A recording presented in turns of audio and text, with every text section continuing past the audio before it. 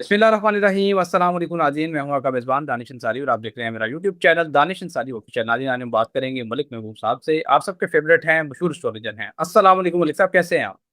वालेकुम अस्सलाम। अल्लाह का शुक्र है। दानिश भाई, आप सुनाएं, क्या हाल चाल है आपके? अल्हम्दुलिल्लाह मलिक साहब, मैं भी ठीक हूं। मलिक साहब, आपकी प्रोडिक्शन एक और दुरुस्त साबित हो रही है। आपने कहा था कि ईरान और अमेरिका के दरमियान ये मसाइल करीबन नवंबर तक चलते आपको दिखाई देते हैं। अभी ये मामला बिल्कुल तय नहीं होंगे। सर, अभी खबर सामने आई है, डोनाल्ड ट्रंप ने कहा है कि मुझे ईरान की ताज़ा तरीन तजावीज़ पेश की गई, जिन्हें मैंने मुस्तरद कर दिया। ईरान पर दोबारा हमला करने का इम्कान है। दूसरी तरफ ईरान की फौज ने कहा है कि अमेरिका के साथ दोबारा जंग छिड़ने का इम्कान इम्कान है। अफवाज किसी भी नई मुहिमजोई के लिए तैयार है। सब दोनों तरफ से इस इम्कान का शिद्दत से इज़हार किया जा रहा है कि आइंदा आने वाले दिनों में कोई झड़प, कोई जंग, कोई महाज, कोई गोलाबारी हो सकती है। आप क्या देख रहे हैं? कौन से दिन इंपॉर्टेंट है जब आप ये देख सकते हैं कि गोलाबारी या कोई मिसाइल अटैक या कोई शिप को कब्जा कर लेना, इस तरह की चीज आपको क्या दिखाई देती देखिए, शिप को कब्जा कर लेना, पानी में ऐसे मिसाइल होंगे, लेकिन मैंने जैसे आपको पहले भी कहा है, मुझे नहीं लगता कि अब जैसे जमीनी वॉर हुई थी, लास्ट टाइम जमीनी जंग हुई थी, बॉम्ब गिराए गए, ये वो नहीं होगा। अब चीजें डिफरेंट टैक्टिक्स से आगे आएंगी। सेम वॉर पैटर्न नहीं होगा, ये याद रखिएगा। चीजों में चेंज आने वाला है और भी आता जाएगा। But for the time being मुझे लगता है इंशाल्लाह अल्लाह के हुक्म से अब वापस ऐसे हालात नहीं बनने वाले। है? Okay sir. सर, अमेरिका की तरफ से हालिया ईरान और इसराइल और अमेरिका जंग के बाद चीन की जो कंपनीज हैं उन पर काफी पाबंदियां आयद की गई, और अब चीनी रिफाइनरीज पे भी अमेरिका की तरफ से पाबंदियां आयद की गई हैं। लेकिन ईरान कुन बात जो फर्स्ट टाइम देखने में आई है कि चीन ने वाज़िया तौर पे अमेरिका की पाबंदियों को मुस्तरद कर दिया और ये कह दिया है कि हम पर इन पाबंदियों का कोई असर नहीं है, सिफर फर्क पर हमें पड़ता है। सर, चीन के इस जो कॉन्फिडेंस की आप क्या वजूहत देख रहे हैं, और क्या वाकई आने वाले दिनों में जिस तरह के तजियाकार बता रहे हैं कि चीन नई सुपर पावर बनने वाला है या बहुत करीब है बनने के, आप क्या देखते हैं? क्या वाकई चीन जो है आइंदा 2-3 सालों में बन सकता है सुपर पावर? 100% चीन नेक्स्ट सुपर पावर है, और इसमें कोई दो राय नहीं है। लेकिन इसमें टाइम लगेगा। अगर आप ये बोल रहे हैं 2-3 साल, तो नहीं, मुझे लगता है 4 से 5 साल लगेंगे।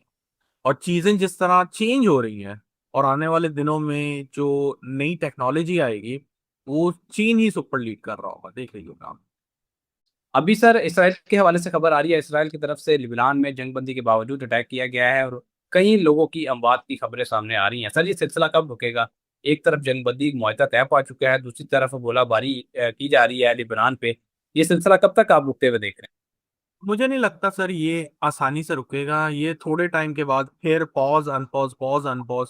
क्योंकि इसराइल जो है ना, जंगी जराइम के लिए बहुत एक्टिव दिख रहा है इस वक्त। तो मुझे नहीं लगता कि ये सुकून से बैठेंगे। ये एक जगह बंद होगा, दूसरी जगह शुरू, दूसरी जगह बंद होगा, तीसरी जगह शुरू। तो अल्लाह करे, अल्लाह ही इसमें बेहतरी ला सकता है। हम कुछ भी नहीं कर सकते। हम सिर्फ सितारे जो चल रहे होते हैं उसको ट्रांसलेट करके बताते हैं। ना हमारा रैप खेल में ना कुछ, ही कैलकुलेशन है। कैलकुलेशन के हिसाब से 60 to 70% राइट होती है। मैं बहुत दफा बता चुका हूँ। और इसको इतना ही हमें लेना चाहिए। इससे ज्यादा अगर हम ले रहे हैं तो फिर आप अपना ईमान खराब कर रहे हैं। हैं? मार्च में हमने दो बड़ी जंगें देखी, एक ईरान इसराइल और अमेरिका के दरमियान, और एक बड़ी जंग पाकिस्तान और अफगानिस्तान के दरमियान हुई। और उसकी तारीख में बहुत कम मिसाल मिलती है, क्योंकि पाकिस्तान के अफगानिस्तान के साथ इतने शदीद ताल्लुकात खराब नहीं हुए। लेकिन हम गुज़श्ता 2-3 हफ्तों में देख रहे थे कि पाकिस्तान और अफगानिस्तान बड़े बेहतरीन और नरमी से अपने मसाइल को हल कर रहे थे। लेकिन आज ख्वाजा आसिफ साहब का बयान आया है, उन्होंने कहा है कि भारत अफगानिस्तान के जरिए प्रॉक्सी वार कर रहा है और अफगानिस्तान के साथ अभी कोई जंगबंदी हमारी नहीं है। इसका मतलब ये कुछ लोग कह रहे हैं, तजियाकार कह रहे हैं कि पाकिस्तान कोई बड़ा ऑपरेशन करने वाला है अफगानिस्तान के खिलाफ।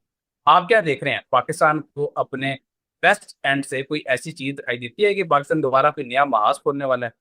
आपको क्या देख रहे हैं इस बात से? आप, मुझे लगता है भूल गए जब मैंने आपको कहा था मुआहिदा हो गया था पाकिस्तान का और अफगानिस्तान का, और आपने मुझे कहा था कि सर ये तो जंगबंदी हो गई। तो मैंने आपको क्या कहा था कि मुझे नहीं लगता यहाँ जंगबंदी होगी। ये जो है गोरिल्ला वार लड़ते हैं, ये इतनी आसानी से नहीं हटेगी। और ये वॉर अभी टाइम टू टाइम चलती रहेगी। अगर आप ये बोल रहे हैं कि खत्म हो गई है, तो आप गलत फहमी का शिकार है। ये पॉज है। ये पॉज किसी वक्त भी खत्म हो सकता। अब जैसे हम लास्ट क्वार्टर की तरफ जाएंगे, I will talk about it. लेकिन फिलहाल अभी रहने दें, आप इसकी टेंशन ना। शहबाज गिल ने एक खबर ब्रेक किया, उन्होंने कहा है कि पाकिस्तान तरीके इंसाफ को एस्टेब्लिशमेंट की तरफ से 3 से 4 किस्म की डीले जो हैं वो मसूल हो गई हैं। इससे पहले भी एस्टेब्लिशमेंट की तरफ से डील्स जो हैं पीटीआई को ऑफर होने की खबरें हमारे सामने आती रही थी, लेकिन इस मरतबा इसकी तस्दीक जो है वो बहुत से और सोर्सेज भी कर रहे हैं कि पीटीआई को एस्टेब्लिशमेंट की तरफ से डील ऑफर की गई है। और सर आपने भी ये प्रेडिक्शन की थी, आपने बताया था कि डील को बिला वजह ही बदनाम किया गया है। एट द एंड होना यही है कि एस्टेब्लिशमेंट और पीटीआई के दरमियान कुछ मामला तय पा जाएंगे, कुछ खुला सफाई हो जाएगी और उसके बाद पीटीआई की इकतदार में वापसी होगी। सर बिलाखिर डील है वो ऑफर कर दी गई है। आप मजीद आगे क्या देख रहे हैं, क्या सिचुएशन देख रहे हैं, क्या पीटीआई इस डील को एक्सेप्ट करेगी? अच्छा, इस डील से पहले मैं आपको एक छोटा सा एक एग्जांपल देता हूँ, शायद इस डील का जो वर्ड है ना उसको समझने में लोगों को आसानी हो। वो ये है कि अमेरिका और ईरान के बीच में क्या हो रहा है, ये भी डील ही है। अब वो मुआहदा कर रहे हैं, वो अलग अलग नाम दे हुए हैं, एग्रीमेंट है, ये है। कोई भी मसले का हल मुझे ऐसा लगता है कि एग्रीमेंट दोनों पार्टियों को एक पेज पे आना पड़ता है, फिर वो जाके हल होता है। इस बात को आप जहन में रखें। बिल्कुल। अब किसी ने उसको डील दिया हुआ है, किसी ने ढील दी हुई है, जो मर्जी, अपने मर्जी से आप जो बोलना चाहे बोलें, लेकिन अंडरस्टैंड करें कि किसी भी चीज का, मसले का हल इन चीजों से नहीं निकलता। या तो फिर बिल्कुल ही आप एक एक पार्टी बिल्कुल ही एग्जिट कर जाए और हार मान के तस्लीम कर ले, मेरे हाथ खड़े हैं, दैट्स इट। और फिर अगली पार्टी उसको जो है एक्सेप्ट करके आगे बढ़े, लेकिन अल्टीमेटली गोल, हर चीज का, मसले का हल डील से ही होता है। अब आते हैं खान साहब की बात पे। देखिए, जो पार्टी में नजर आ रहा था कि पार्टी में जो कॉन्फ्लिक्ट है, जो पार्टी में प्रॉब्लम्स हैं, वो सॉल्व होना शुरू हो जाएंगे। अब ये डील की शक्ल में हो, जिस भी वजह से हो जाएंगे। क्योंकि एक ठीक चीज है। में मैंने बताया आपको, एक प्लेनेट जो है बहुत सारी चीजों को सिग्निफाई कर रहा होता है। हम ये पिन पॉइंट नहीं कर सकते सिर्फ, जैसे मून वाटर भी है, मून फूड भी है। अब अगर मैं मून देख लूं तो मैं ये नहीं कह सकता कि भाई आपने पानी का काम करना है या आपने फूड का काम करना है। वो बाकी प्लैनेट, डिफरेंट प्लैनेट ट्रांजिट के साथ मिलके हम उसको जो है सिंक करते हैं, फिर हम उस पे पहुंचते हैं कि आपके लिए खाने का काम बेहतर है।